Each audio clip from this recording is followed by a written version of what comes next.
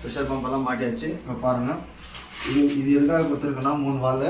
Suppose இந்த pressure pump ஏதோ fault வந்துச்சு, ஏதோ ஒன்று மாற்ற போகிறோம் அப்படின்னும் போது நம்ம இது ரெண்டுத்தையும் ஆஃப் பண்ணிவிட்டு இதை ஆன் பண்ணி மட்டும் விட்டால் போதும்.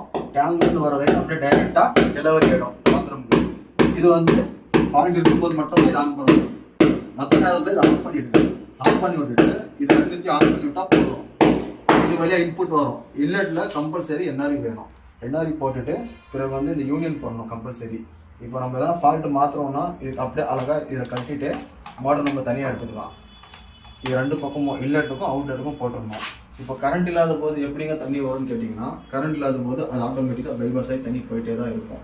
நம்ம மோட்டர் கட்டும் போது மட்டும்தான் இது ரெண்டுத்தையும் ஆஃப் பண்ணி இதை ஆன் பண்ணணும். ஃபைனலாக முடிச்சாச்சு. இப்போ போய் நம்ம ஃபஸ்ட்டு தண்ணி ஆன் பண்ணி செக் பண்ணிடுவோம். அதுக்கப்புறம் அவங்களுக்கு ஆன் பண்ணிவிட்டு அவுட்புட் எப்படி இருக்குன்னு காட்டுறோம். கீழே இது ப்ரெஷர் பம்புக்கு